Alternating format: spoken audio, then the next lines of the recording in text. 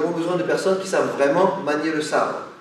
C'est pour cela que pour le premier combat de la compétition, le kouyen de sabre est demandé. Si la personne ne sait pas exécuter le kouyen de sabre correctement, il ne pourra pas continuer la compétition.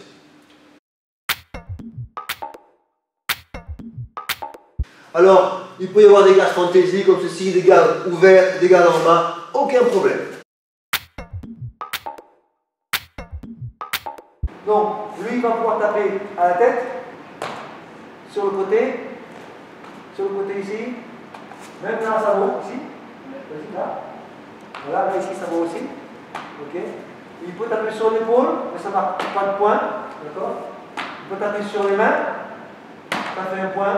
Il peut taper sur le bras, ça fait aussi un point. Il peut taper sur la jambe, un point aussi. Sur le pied, un point aussi. Il peut rentrer ici en pique, un point aussi. Alors si ça fait ça, c'est un point, et ça, non. D'accord. Dès qu'on va être en combat, je rentre en haut, non, ça a marqué, paf. Si je fais ça comme ça ne marche rien. D'accord. Dans la compétition, les coups de pied sont autorisés aussi, à condition que ce soit un coup de pied avec une combinaison de coups, ou combinaison de... Ça marche. D'accord. Il faut se rappeler que si la garde est très ouverte ici, que je vais toujours avoir la possibilité de marquer des points. Là, j'aurai un point ici. Même si je fais semblant d'aller dans le bas, je remonte ici, j'aurai encore un point ici. Un point en bas, un point à la cuisse, pas au genou. Pas au genou. Les coups aux épaules ici ne marquent rien, ni là, ni ici. D'accord. Le fait est que si on va chercher trop les épaules, on aura des coups qui vont être trop limités à des coups verticaux. On veut une variation des coups, surtout les coups circulaires. Ici, un point. Ici, un point ici, un point ici. Même si je suis protégé, le plastron c'est un point. Je protège mon plastron. Si c'était un sabre, eh bien je n'aurais plus de bras. Donc c'est toujours l'esprit sabre. Si je bloque et coup de la main, point pour lui. Donc blocage avec la main, ici, là, un point pour lui. Blocage avec le bras, point aussi. Toujours l'esprit du sabre. S'il y avait vraiment une lame qui coupait, je n'aurais plus de bras. Et même plus de bras et plus non plus de tête. Par conséquent, le blocage avec la main donnera un point, dans ce cas-là, au côté bleu.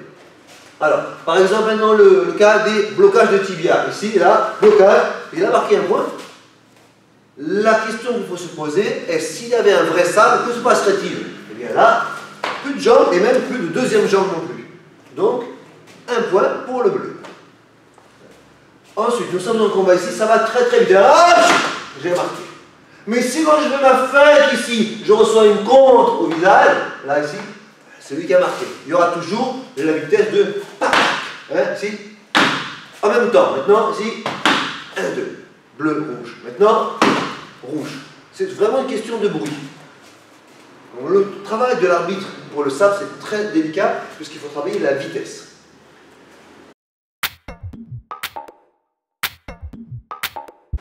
Maintenant, les coups de pied. Les coups de pied sont autorisés en sabre, puisque dans le kouyen de sabre, il y a un coup de pied, dans la mesure où ils font partie d'un enchaînement. Coup de pied tout seul, non, puisque le coup de pied ne marquera aucun point. Par exemple ici, lorsque j'essaie d'attaquer, là ça va rentrer un coup de pied d'atram, ici, tout seul, ça ne marquera aucun point.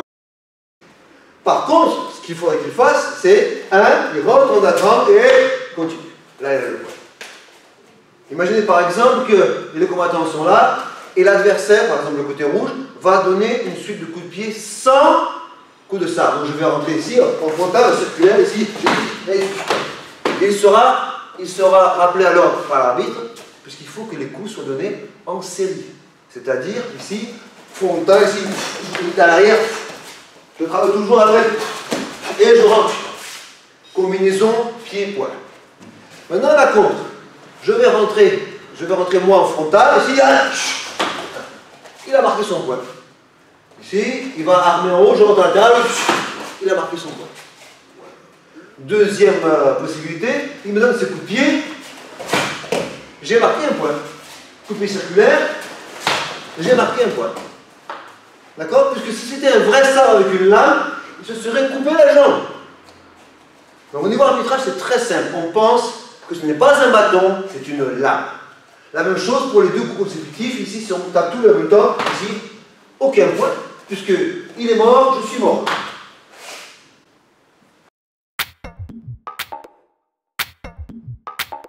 Il est bien clair que les coups de pied sont autorisés au plastron, et seulement au plastron. Donc si par exemple l'adversaire fait une attaque et met un coup de pied circulaire retourné, et met KO l'adversaire, il est disqualifié, puisque ce n'est pas un combat à point pied, c'est un combat de sabre. D'accord? Si c'était vraiment un sabre, quand il avait voulu faire ce coup de pied, j'aurais coupé la jambe et c'était fini. Donc le coup de pied circulaire n'aura pas lieu d'être. Et surtout, c'est pour éviter les KO, puisqu'il n'y a pas de catégorie de poids. Je peux tomber sur quelqu'un qui pèse 120 kg et moi 68 kg. La différence est énorme et le coup de pied à la tête serait dangereux. Donc il n'y a pas de catégorie garçon-fille, c'est mixte. Homme, femme, gros, petit, c'est selon le sabre. D'où le fait de limiter les coups de pied à l'utilisation des plastrons. Pas de coup de pied au visage, pas de coup de poing non plus, bien entendu.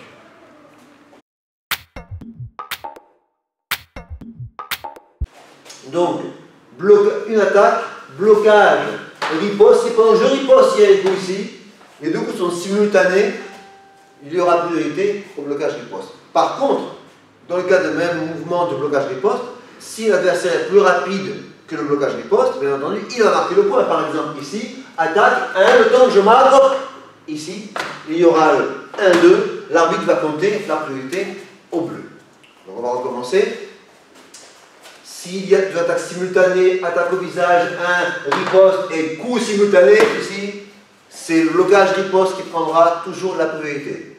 Si au niveau du blocage-riposte, 1, le coup vient d'abord ici et ensuite là, ça va faire 1-2, 1-2, le bleu aura la priorité de marquage.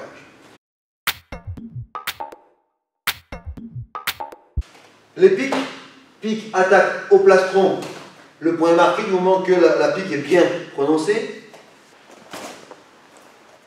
Les piques qui vont glisser, par exemple, une pique qui va ici sur le plastron et elle va glisser sur le côté, ne marquera pas.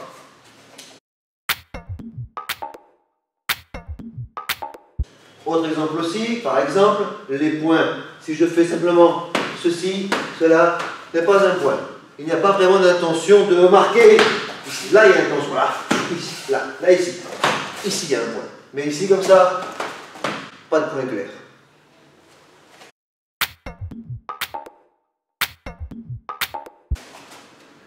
Bien, le balayage. Le balayage est autorisé dans le cadre d'une série. Par exemple, je ne peux pas directement d'ici arriver et rentrer en balayage. Par contre, l'adversaire qui va rentrer à faire un coup et le coup et rentre, dès qu'il a marqué un coup, ici, il peut rentrer ici en balayage. Si le balayage est effectué, vas-y, il va marquer sur le plastron. Pour éviter, même si on a un casque, on peut marquer au casque éventuellement, mais le but devrait être de marquer directement sur le plastron. Okay. Si je suis au sol et que j'arrive à bloquer, l'adversaire a marqué son balayage au sol, hein, n'a pas marqué le point. Si par exemple il y a balayage et après marquage, là, le point aussi est marqué. Pour éviter tout comptage de points un petit peu litigieux, tout coup vaut un point. Et donc les chiffres peuvent monter très haut, puisqu'il n'y a pas de limite. Il y a une seule limite, c'est seulement le temps. Le temps qui n'est pas arrêté par l'arbitre. Par exemple, il y a l'action ici, hein, on va travailler, l'arbitre va marquer, il va marquer le point. C'est à lui, il a marqué son point. Hein. Et ici, ça.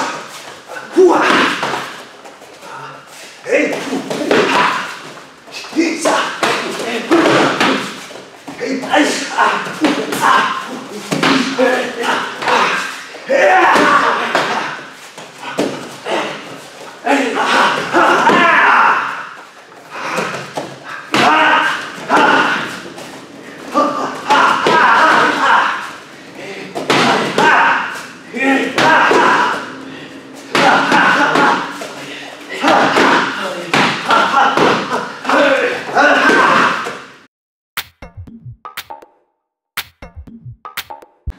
La distance de rapprochement, cette distance existe, d'accord?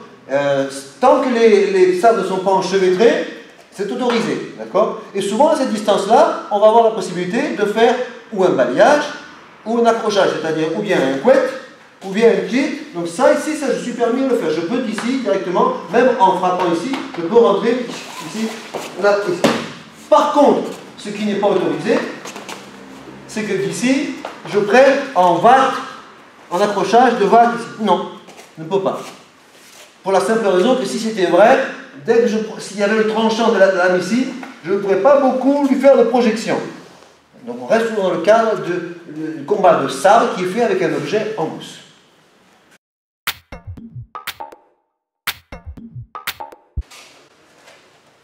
Les gauchers. Les gauchers, bien entendu, vont faire le salut de la même main, normal, ici, mais ils vont prendre leur sabre de la main gauche, bien entendu. Donc, possibilité ou bien d'avoir une garde monomain, ici, ou s'il y a une deuxième main, elle sera par-dessous. Au contraire de la garde droitier, où le droitier aura sa main droite en haut et la gauche en bas. Maintenant que les jambes soient gauche ou droite, c'est indépendant, chacun prend la garde du plaisir. Donc je répète, un gaucher, il aura la main gauche en haut, le plus près possible toujours de la mousse. Ce qui est important de savoir, c'est qu'en combat point-pied, on permet la faute. En sabre, non. Ce sont des gens, je répète, qui sont au moins du niveau ceinture jaune, donc qui ont déjà des années derrière eux de pratique. Ils doivent démontrer le bon esprit. Donc toute faute grave est totalement interdite et sanctionnée directement par élimination. On doit se préparer avant. Et donc une faute grave, celle-ci, je vais attraper le plastron de l'adversaire. Là, c'est fini. Éliminé. Disqualifié. À la maison. On ne prend pas le plastron de son adversaire.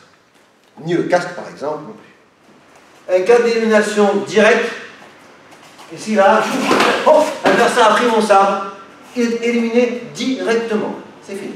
On ne prend pas le sabre de l'adversaire. On le tue, on le touche, on marque, et on ne prend pas son sabre. Il y a une situation qu'on voit souvent dans les combats. À un moment, il va y avoir les sabres qui sont enchevêtrés.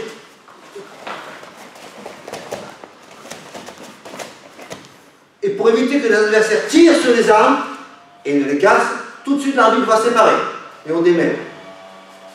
Il faut éviter les gens qui soient trop vraiment bruts et qui essaient de tirer très fort. Puisque ces sabres sont faits de manière à limiter l'impact sur la tête, l'impact sur les membres. Donc ils ne sont pas très durs, ils sont mous. Et le fait qu'ils soient justement souples induit qu'ils ont un point de rupture qui est facile. Donc ils sont faits pour recevoir les impacts dû à un usage normal, mais on ne peut pas les tordre, surtout au niveau de la poignée.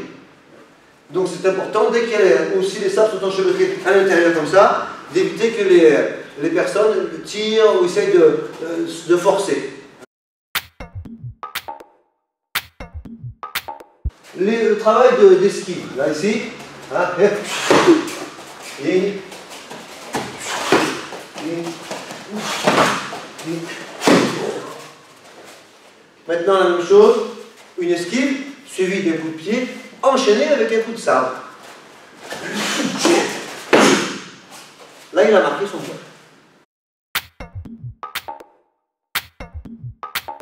En ce qui concerne les enfants, alors les enfants, normalement les armes ne sont pas utilisées, mais étant donné que c'est un jeu avec de la mousse, on enseigne aux enfants les 3 premières techniques, la technique numéro 1, 2 et 3, et avant le combat, ils doivent exécuter ces 3 techniques. Et le règlement d'enfant est bien sûr beaucoup plus souple, beaucoup plus axé sur le jeu et le travail d'attaque, riposte et d'esquive pour que les enfants puissent prendre du plaisir au combat de sabre sans avoir de violence.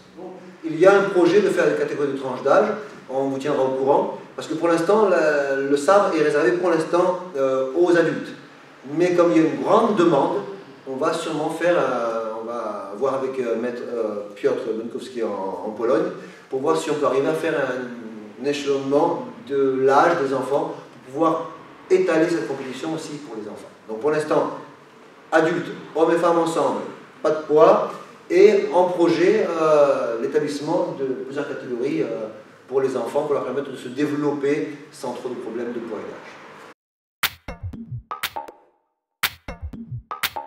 Bien, pour le matériel des combats, il y a deux sortes de sabres, les sabres pour enfants et les sabres pour adultes. Donc on voit bien que la taille est assez différente, enfant, adulte, et on différencie le côté bleu et le côté rouge par la couleur de l'arme. Ensuite, plastron pour les coups de sabre, mais aussi pour les coups de pied, seulement sur le plastron pour le coup de pied, et casque avec visière pour éviter les accidents, et surtout le casque qui soit rembourré au-dessus de la tête. Là, les coups vont majoritairement arriver au-dessus de la tête, et l'impact avec l'arme est assez important, même si c'est de la mousse. Ce type de casque va provoquer des ruptures du tube intérieur du bâton. Ici. Donc on n'utilise pas ce genre de casque avec visière dure, on utilise un casque avec une visière souple, transparente, qui permet d'avoir un impact moins important au niveau de la structure interne du sabre de combat. Donc, si possible avec casque bleu pour sabre bleu et plastron bleu, sinon casque noir c'est aussi possible du moment que c'est neutre. On ne va pas faire combattre un casque rouge avec un sabre bleu pour éviter les erreurs de poids. Merci. À bientôt.